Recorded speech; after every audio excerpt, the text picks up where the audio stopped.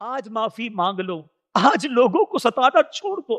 اسی طرح ہم اللہ کے عاجز بنتے ہیں۔ اگر اللہ نے کوئی مقام دے دیا ہے، کوئی عزت دے دی ہے، کوئی شہرت دے دی ہے، تو اپنے بھائیوں کے ساتھ اچھا برتاؤ کرو، نرم ہو جاؤ، ان کی مدد کرو۔ کیوں ستاتے ہو لوگوں کو، کیوں ڈراتے ہو؟ آج جو والدین مجھے سن رہے ہیں، یاد رکھیے والدین کو بھی اجازت نہیں ہے کہ اپنے بچوں کو خواہ خواہی ستائیں، سب کے سامنے ذلیل کریں۔ لمٹ ہوتی ہے ہر چیز کی۔ شوہر مجھے سن رہا ہے، آپ کے پاس کوئی اختیار نہیں کہ جب چاہیں بیوی کو ذلیل کریں، جب چاہیں بیوی کو برا بھلا کہیں، جب چاہیں اس کا دل توڑ دیں۔ آپ جاتے ہیں، وہ بیچاری کپڑے میں تکیے پہ منہ رکھ کے روتی رہتی ہے، کرے کیا؟ بیوی ہو گئی ہے، شادی ہو گئی ہے، کدھر جائے؟ ظالم شوہر ہے، سہ رہی ہے، مگر ایک دن تو آئے گا نا جب اللہ کی بارگاہ میں پیش ہونا ہوگا۔ یہی بیوی کھڑی ہو گئی تو کیا منہ دکھاؤ گے؟ بچے ہی کھڑے ہو گئے اللہ کی بارگاہ میں کہ یا اللہ، یہ باپ شراب پی کر روز آ کر ہمارے گھر میں گالیاں دیتا تھا، کدھر جاؤ گے؟ پڑوسی اگر کھڑے ہو گئے اللہ کی بارگاہ میں، کدھر جائیں گے؟ اگر بھائی بہن آ گئے کہ یا اللہ، ہمارا بڑا بھائی تھا، والد کے انتقال کے بعد سارے مال پر قبضہ کر لیا، ہمیں کوئی حصہ نہیں دیا، ہم بڑے بھائی کے سامنے کچھ نہ بول سکے، اس دن ایک ایک پائی کا حساب دینا پڑے گا۔ یہی بھائی بہن اللہ کی بارگاہ میں کھڑے ہو گئے تو کیا جواب دو گے؟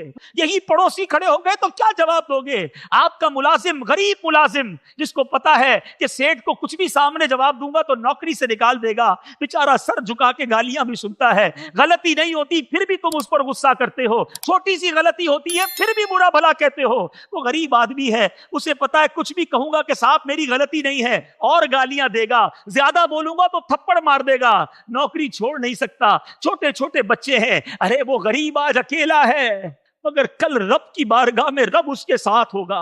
اے اپنے ملازموں کو ڈانٹنے والوں، اے اپنے ملازموں پر ظلم کرنے والوں، قیامت کے دن میں دوبارہ یہ حدیث پڑھتا ہوں، اللہ کے حبیب فرماتے ہیں جو اپنے بھائی کی طرف ڈرانے والی نظروں سے گورے، اللہ تعالیٰ اسے قیامت کے دن ڈرائے گا۔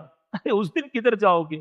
کاش میں اور آپ اپنی زندگی کا یہ مقصد بنا لیں کہ میری ذات سے کسی کو تکلیف نہ پہنچے۔ مسلمانوں کو تکلیف دینے والے غور سے سنیں، اللہ تعالیٰ پارہ نمبر 30 سورہ البروج آیت نمبر 10 میں ارشاد فرماتا ہے، ان الذین فتنوا المؤمنین والمؤمنات ثم لم یتوبوا فلہم عذاب جہنم ولہم عذاب الحریق۔ بے شک جنہوں نے ایذا دی، ایذا کہتے ہیں تکلیف کو، بے شک جنہوں نے تکلیف دی مسلمان مردوں اور مسلمان عورتوں کو، پھر توبہ نہ کی، تو ان کے لیے جہنم کا عذاب ہے اور ان کے لیے آگ کا عذاب ہے۔ تفسیر صراط الجنان میں مفتی قاسم صاحب اس آیت کریمہ کے تحت لکھتے ہیں، بے شک وہ لوگ جنہوں نے مسلمان مردوں اور عورتوں کو اذیتیں دے کر آزمائش میں مبتلا کیا، پھر اپنے اس عمل سے توبہ نہ کی، تو ان کے لیے آخرت میں جہنم کا عذاب ہے اور ان کے لیے قبر میں بھی آگ کا عذاب ہے۔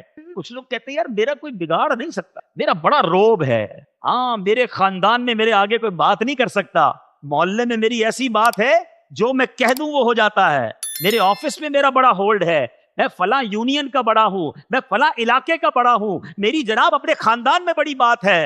ٹھیک ہے، آج آپ کے سامنے کوئی بولتا نہیں ہے، آپ جو کہتے ہیں مجبوراً لوگ کر لیتے ہیں، آپ انصاف کریں یا نا انصافی کریں لوگوں کو ماننا پڑتا ہے، مگر یہ آج ہے نا، جب مرنے کے بعد اللہ کی بارگاہ میں جاؤ گے تو ان ظلموں کا کیا جواب دو گے؟ ان تکلیفوں کا کیا جواب دو گے؟ ان دل آزاریوں کا کیا جواب دو گے؟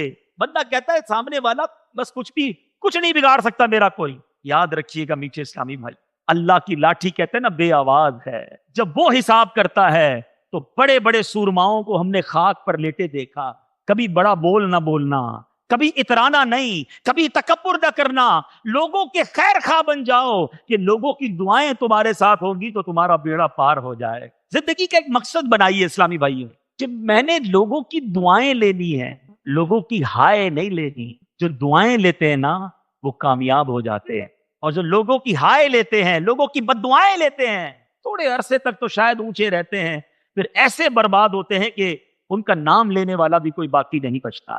نبی پاک نے مسلمانوں کو تکلیف نہ دینے کے بارے میں حدیث پاک میں کیا ارشاد فرمایا؟ میرے آقا فرماتے ہیں تم لوگوں کو اپنے شر سے محفوظ رکھو، یہ ایک صدقہ ہے جو تم اپنے نفس پر کرو گے۔ یعنی میں اگر کسی کو فائدہ نہیں پہنچا سکتا تو کم از کم میری ذات سے کسی کو تکلیف تو نہ پہنچے نا۔ ایک اور جگہ نبی پاک فرماتے ہیں، کیا تم جانتے ہو؟ صحابہ سے پوچھا مسلمان کون ہے؟ صحابہ کرام نے عرض کی اللہ پاک اور اس کا رسول صلی اللہ تعالیٰ علیہ وسلم زیادہ جانتے ہیں. ارشاد فرمایا مسلمان وہ ہے جس کی زبان اور ہاتھ سے دوسرے مسلمان محفوظ رہے. ارشاد فرمایا تم جانتے ہو کہ مومن کون ہے؟ صحابہ کرام نے عرض کی حضور اللہ پاک اور اس کا رسول صلی اللہ تعالیٰ علیہ وسلم بہتر جانتے ہیں. ارشاد فرمایا مومن وہ ہے جس سے ایمان والے اپنی جانوں اور مالوں کو محفوظ سمجھیں, اور مہاجر وہ ہے جو گناہ کو چھوڑ دے اور اس سے بچے. اب سوچئے کہ ہماری, میں نے وہی شروع میں بات کی نا کہ میری ذات سے لوگوں کو امن فیل ہوتا ہے, سکون فیل ہوتا ہے, اپنے آپ کو محفوظ سمجھتے ہیں, یا ہم سے ٹینشن میں آ جاتے ہیں, ہم سے تکلیف میں رہتے ہیں, ڈرتے ہیں لوگ. نہیں میرے پیچھے اسلامی بھائیوں, اس سے برا مسلمان کون ہے کہ جس سے مسلمان ڈرتا ہو؟ بات کرنے میں ڈرے, کاروبار کرنے میں ڈرے, پیسے دینے میں ڈرے, رشتہ داری کرنے میں ڈرے, وہ کیسا مسلمان ہے؟ اللہ کے حبیب صلی اللہ تعالیٰ علیہ وسلم کے فرامین سنیے, میرے آقا علیہ الصلوۃ والسلام کیا فرماتے ہیں. اللہ کے حبیب نے فرمایا, جیسا کہ ابھی ہم نے سنا کہ مسلمان وہ ہے جس کی زبان اور ہاتھ سے دوسرا مسلمان محفوظ رہے. ایک جگہ میرے آقا فرماتے ہیں ہر مسلمان کا خون, مال اور عزت دوسرے مسلمان پر حرام ہے. کسی کا مال نہیں لے سکتے, کسی کی عزت نہیں, کسی کا خون کیسے بہا سکتے ہیں؟ یہ حرام ہے کہ ہماری وجہ سے کسی مسلمان کو تکلیف نہ ہو. اور مسلمان کو تکلیف دینا یہ کوئی چھوٹا معاملہ نہیں, یہ کوئی چھوٹا جرم نہیں ہے میٹھے اسلامی بھائیوں. دیکھیے یاد رکھیے گا, زندگی میں ہم پر دو بڑے حقوق ہیں. ایک ہے حقوق اللہ, اللہ کا حق. اللہ کا حق کیا ہے؟ ہم نماز پڑھیں, ہم روزہ رکھیں, ہم تلاوت کریں, ہم زکوٰۃ دیں, ہم جناب اللہ تبارک و تعالیٰ کی نافرمانی نہ کریں. ٹھیک ہے, یہ ہم میں سے بہت سارے یہاں چہرے ایسے نظر آ رہے ہیں, میرا حسن ظن ہے کہ حقوق اللہ میں بڑی کوشش کرتے ہیں, نمازیں پڑھتے ہیں, روزے رکھتے ہیں, ذکر و اذکار کرتے ہیں, ٹھیک ہے نا, اللہ کی نافرمانی سے بچتے ہیں. بہت اچھی بات ہے, بالکل بچنا چاہیے. مگر ایک بڑا ہماری زندگی کا جو چیپٹر ہے نا, وہ ہے حقوق العباد, بندوں کے حقوق. اور یاد رکھیے گا حقوق اللہ سے زیادہ سینسٹیو, حساس اور مشکل معاملہ جو ہے وہ حقوق العباد کا ہے. کیونکہ اللہ ناراض ہو جائے نا, وہ بڑا کریم ہے, وہ راضی بھی ہو جاتا ہے, وہ معاف بھی کر دیتا ہے. کوئی بندہ ساری زندگی نماز نہ پڑھے, کئی سال روزے نہ رکھے, اور رو رو کر رب سے معافی مانگے, اللہ ایک توبہ قبول فرما لے, اس کے سارے گناہ معاف فرما دیتا. کریم ہے نا, رحیم ہے. مگر اسی کا ایک انداز ہے, اسی کی مشیت ہے کہ اگر بندہ کسی بندے کو ستائے, اگر بندہ کسی بندے کے حق مار لے, اس کی کسی مخلوق پر ظلم کر دے, تو اب جب تک بندہ معاف نہیں کرے گا تب تک رب بھی معاف نہیں کرے. نمازوں میں بڑے پورے ہیں, روزے بھی رکھتے ہیں, حج بھی کرتے ہیں, عمرے بھی کرتے ہیں, تلاوت بھی کرتے ہیں, ذکر و اذکار بھی کرتے ہیں. بہت سارے ایسے ہوں گے جو مدنی کام بھی کرتے ہوں گے, بہت اچھی بات ہے. کوئی خدا نہ خواستہ یہ نہ سمجھے کہ یہ نہیں کرنا چاہیے, ضرور کرنا چاہیے, مگر نمازیں بھی پڑھنی ہے اور لوگوں کو ستانا بھی نہیں. روزے پورے رکھنے ہیں مگر کسی کا مال دبانا بھی نہیں ہے. زکوٰۃ پوری دینی ہے مگر کسی کا حق دبا کر نہیں دینی ہے. کسی کو گھورنا, کسی پر ظلم کرنا, کسی کو ڈانٹنا, کسی کو جھڑکنا, اور جناب کہنا میں تو بہت سارا ذکر و اذکار بھی کرتا ہوں. ارے جس زبان سے اللہ اللہ کرتے ہو اسی زبان سے لوگوں کے دل بھی توڑتے ہو. سمجھیے بات کو, حقوق اللہ ضرور پورے کرنے ہیں مگر حقوق العباد کا خیال بہت زیادہ رکھنا ہے. اور آج بیان کا موضوع یہی ہے. میں اور آپ آج بیان میں یہ چیک کریں گے کہ میری ذات, ہر بندہ یہاں سوچے جو بھی مجھے سن رہے ہیں, کہ میری ذات لوگوں کے لیے راحت کا باعث ہے, کمفرٹ کا باعث ہے, آسانی کا باعث ہے, یا میری ذات لوگوں کے لیے تکلیف کا باعث. مجھ سے جو قریب ہوتا ہے وہ تکلیف میں آ جاتا ہے, وہ ٹینشن میں آ جاتا ہے, وہ پرابلم میں آ جاتا ہے. اگر میں ایسا ہوں تو پھر سوچئے میں کیسا ہوں. مجھ سے برا کون ہے کہ اللہ کے بندے مجھ سے تکلیف میں ہیں. مجھ سے بات کرتے ہیں تو پرابلم, مجھ سے کاروبار کرتے ہیں تو پرابلم, میرے قریب رہنے آ جائیں تو پرابلم, مجھ سے رشتہ کر لیں تو پرابلم. سوچئے نا, کیا مسلمان ایسا ہوتا ہے؟ کیا مسلمان کسی کی تکلیف کا باعث بنتا ہے؟ بزرگان دین کے واقعات کو سنیں, عقل حیران ہو جاتی ہے کہ کسی کو ذرہ برابر تکلیف نہ ہو, انہیں اس بات کا خیال رہا کرتا. یہی امام اعظم کی کیا بات ہے. ایک بار آپ کے بارے میں آتا ہے کہ آپ اپنے کسی غیر مسلم, مسلمان نہیں تھا, غیر مسلم بندہ تھا, اس کو قرضہ دیا تھا, اس کے یہاں قرضہ وصول کرنے کے لیے تشریف لے گئے. اتفاق سے اس کے مکان کے قریب آپ کی جوتی پر, آپ کے چپل پر کیچڑ لگ گئی. कीचड़ छुड़ाने के लिए इमाम आजम ने अपने चप्पल को जब झाड़ा तो वो कीचड़ जो है उछल कर उस मकरूज की, उस गैर मुस्लिम की दीवार पर जाकर लग गई। आप पर खौफे खुदा का गलबा हुआ, परेशान हुए कि ये जो गैर मुस्लिम है इसकी दीवार मेरी वजह से खराब हो गई है।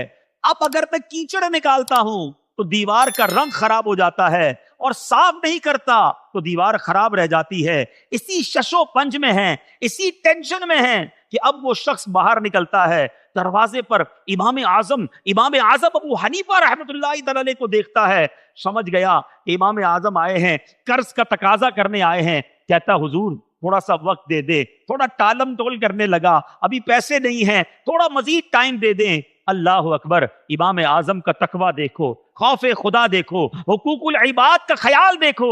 इमाम आजम कहते हैं कि भाई मुझे माफ कर दो, आजिज़ी के साथ कहते हैं मुझे जरा माफ कर देना, मसला यह है कि मैं तुम्हारी दीवार खराब कर बैठा हूं, मुझे बताओ मैं तुम्हारी दीवार कैसे साफ करूं, मुझसे ये गलती हो गई है। वो शख्स हक्का बक्का रह गया कि मुसलमानों का इमाम है, लाखों लोग जिसके पीछे हैं, मेरे दरवाजे पर आकर छोटे से मामले पर मुझी से माफी मांग रहा है। ऐ मेरे बीच इस्लामी भाइयों, ऐसे इस्लाम नहीं फैला, ऐसे ही बुजुर्गों ने दिलों में वो कदर और मंजिलत हासिल नहीं की। वो मकरूज, वो गैर मुस्लिम पता है क्या कहता है? कहता हुजूर एक काम करें, दीवार की कीचड़ तो साफ होती रहेगी, मेरे दिल में जो बेईमानी की कीचड़ है पहले वो साफ कीजिए। जो मजहब इतना प्यारा हो, इस तरह माफी का दर्स देता हो, मुझे कलमा पढ़ाइए और मुझे मुसलमान कर दीजिए। इमाम आजम के हाथ पर कलमा पढ़कर वो मुसलमान हो गया। ये है इस्लाम, ये है खूबसूरती इस्लाम की। अगर हमसे कोई ऐसी गलती हो जाए और कोई बंदा बाहर आकर कहे यार तुमने मेरी दीवार खराब कर दी, तो क्या हो गया भाई, खराब कर दी तो हैं, कौन सा तुम्हारा बड़ा नुकसान हो गया है, थोड़ा सा ही तो हुआ है, इस पे बाहर निकल आए हो, बातें क्या कर रहे हो? अरे एक तो कसूर किया, एक तो चोरी, दूसरी सीना चोरी, दीवारें भरी तो देते हैं ना।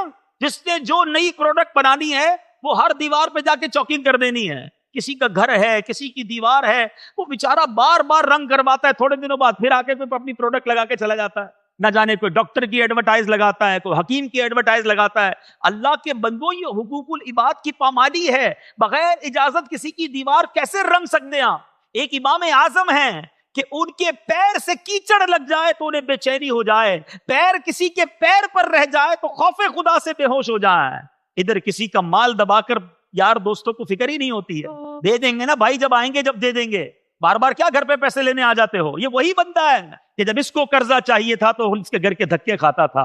अरे भाई तुम्हारी बड़ी मेहरबानी, मैं वक्त पर पैसे लौटा दूंगा, मेरा बहुत बड़ा मसला है, जिंदगी भर एहसानमंद रहूंगा, तुम्हारा ये एहसान कभी नहीं भूलूंगा, मेरे बच्चे बच्चे तुमको दुआएं देंगे। और अब वही बच्चे दरवाजा खोलकर कहते हैं अब्बू घर पे नहीं है, जाओ, क्या बार बार आ जाते हो हैं? पहले तो दुआएं देने के वादे थे, अब चप्पल घिसवा रहे हो। ठीक है, आज वो बिगाड़ नहीं सकता तुम्हारा कुछ, मगर याद रखिएगा जो जालिम है ना वो सोच ले, हुकूकुल इबाद को पामाल करने वाला सोच ले कि एक दिन आना है जब मजलूम का हाथ होगा और जालिम का गरीबान होगा। एक एक रुपए का जवाब देना पड़ेगा, एक एक पैसे का जवाब देना पड़ेगा।